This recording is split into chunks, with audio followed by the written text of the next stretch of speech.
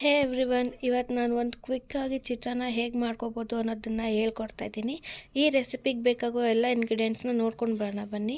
ಮೊದಲಿಗೆ ನಾನು ರುಬ್ಬೋದಕ್ಕೆ ಮೊದಲು ಒಂದು ಬೌಲಷ್ಟು ಕೊತ್ತಂಬರಿ ಕಾಯಿ ಮತ್ತು ಒಂದು 10-12 ಹಸಿಮೆಣಸಿನ್ಕಾಯಿ, 10-12 ಬೆಳ್ಳುಳ್ಳಿ ಎಸಳು, 2 ಲವಂಗ, ಒಂದು ಪೀಸ್ ಚಕ್ಕೆ, ಒಂದು ಸ್ವಲ್ಪ ಶುಂಠಿ ಮತ್ತು ಒಂದು ಅರ್ಧ ಹೋಳು ನಿಂಬೆಹಣ್ಣು ತೊಗೊಂಡಿದ್ದೀನಿ. ರುಚಿಗೆ ತಕ್ಕಷ್ಟು ಉಪ್ಪು.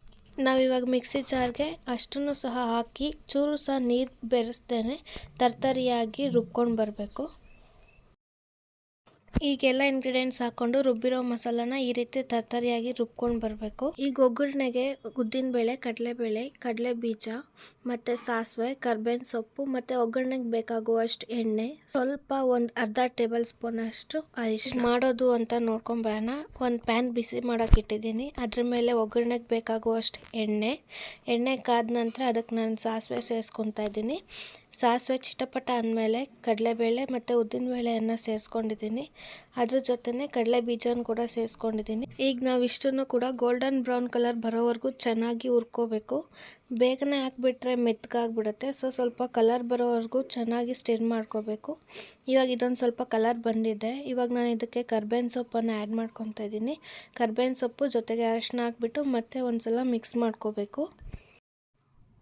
ಇದು ಈ ರೀತಿ ಮಿಕ್ಸ್ ಆದಮೇಲೆ ನಾವು ಇದಕ್ಕೆ ಏನು ರುಬ್ಬಿಟ್ಕೊಂಡಿರೋ ಮಸಾಲೆ ಇರುತ್ತಲ್ಲ, ಆ ಮಸಾಲೆನ ಸೇರಿಸ್ತಾ ಇರ್ತೀವಿ. ಆ ಮಸಾಲೆನ ಸೇರಿಸಿ ಕೂಡ ಅದರಲ್ಲಿರೋ ಹಸಿ ವಾಸನೆ ಎಲ್ಲ ಕ್ಲೀನಾಗಿ ಹೋಗಬೇಕು. ಆ ರೀತಿ ಸೈಡಲ್ಲೆಲ್ಲ ಎಣ್ಣೆ ಬಿಡೋ ಥರ ಫ್ರೈ ಮಾಡ್ಕೋಬೇಕು. ಈಗ ನೀವು ನೋಡ್ತಾ ಇರ್ಬೋದು ಸೈಡಲ್ಲೆಲ್ಲ ಹೇಗೆ ಎಣ್ಣೆ ಬಿಡ್ತಾ ಇದೆ ಅಂತ. ಇವಾಗ ನಾನು ರುಚಿಗೆ ತಕ್ಕಷ್ಟು ಉಪ್ಪನ್ನು ಆ್ಯಡ್ ಮಾಡ್ಕೊತಾ ಇದ್ದೀನಿ. ಆ್ಯಡ್ ಮಾಡ್ಕೊಂಡು ಮತ್ತೆ ಒಂದ್ಸಲ ಈ ರೀತಿ ಮಿಕ್ಸ್ ಮಾಡ್ಕೋಬೇಕು.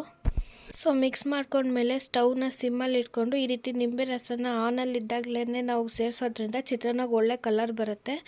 ನಿಂಬೆ ರಸ ಸೇರಿಸಿದ್ಮೇಲೆ ಸ್ಟವ್ನ ಆಫ್ ಮಾಡ್ಕೋಬೇಕು. ಇಲ್ಲಾಂದರೆ ಚಿತ್ರಾನ್ನ ಟೇಸ್ಟ್ ಸರಿ ಹೋಗಲ್ಲ.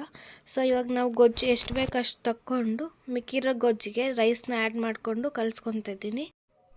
ಇಷ್ಟೇ ಪರ್ಫೆಕ್ಟಾಗಿ ಕಲಿಸಿದ್ಮೇಲೆ ಇನ್ಸ್ಟೆಂಟಾಗಿ ಯಾವ ರೀತಿ ಚಿತ್ರಾನ್ನ ಮಾಡ್ಕೋಬೋದು ಅನ್ನೋದನ್ನ ಸರ್ವ್ ಮಾಡಿ ತೋರಿಸಿದ್ದೀನಿ. Thank you.